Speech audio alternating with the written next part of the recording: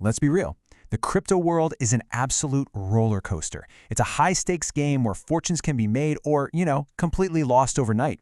One project could be the next big thing, and the one right next to it could be a total scam. And honestly, telling them apart, it's tougher than ever. So in a world full of rug pulls and scams, how do you actually navigate this minefield? How do you separate a real, solid project from a fraudulent one? Well, today we're going to break down a really systematic approach from a YouTube creator who actually built a pretty tough test for investors. Let's walk through their framework and see how you can use it. So, the method we're looking at is this comprehensive 16-point checklist. And to really see how it works in the real world, we're going to follow the creator's own case study, where they applied this exact test to a crypto exchange called BitradeX. All right, first things first.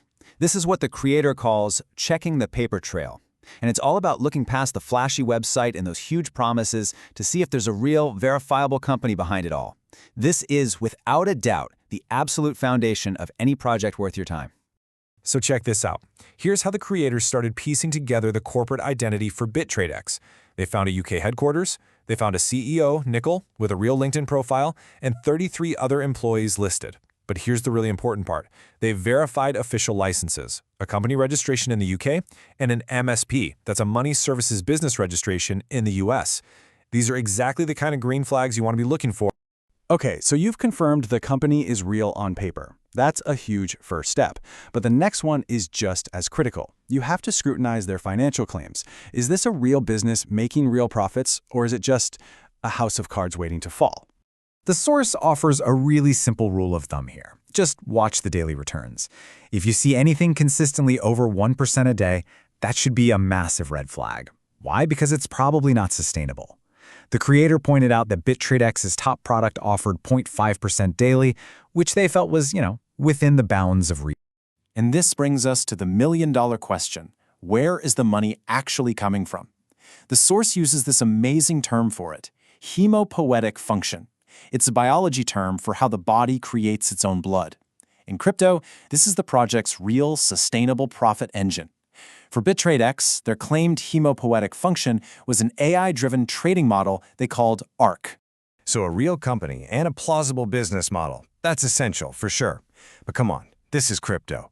The technical security has to be rock solid. This part of the test looks at two absolutely critical areas. Has the code been audited by a third party? And who actually holds your money? Having someone else check your work is vital here. The source points to audit scores from CertiK, which is a huge name in blockchain security. The exchange itself scored an 82, which gets a grade A rating. Seeing an external audit like this from a reputable firm is a really good sign of technical reliability.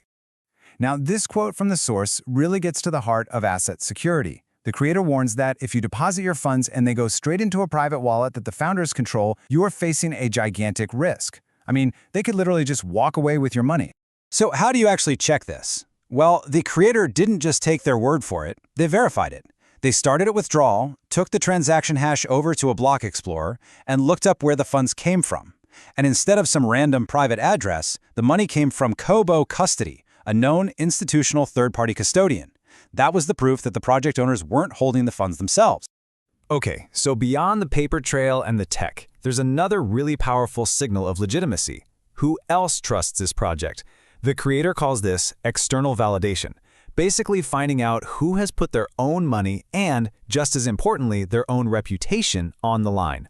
And for BitradeX, the source found some pretty big validators. A £12 million funding round reportedly led by Bain Capital Ventures, an endorsement from a World Cup champion footballer, and partnerships with MasterCard and Visa. You add that to a top 100 ranking on CoinMarketCap, and it really suggests that other major players have done their homework. So, after walking through that super detailed case study, let's zoom back out. What does all this mean for you? The goal here isn't to sell you on BitradeX, not at all.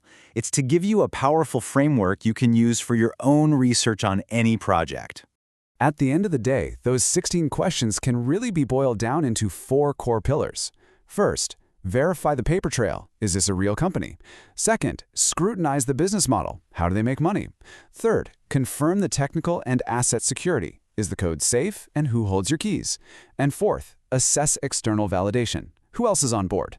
Think of this as your new toolkit for cutting through the noise. Look, No checklist, no matter how good, can replace your own judgment and your own responsibility. This framework is a fantastic starting point for asking the right questions.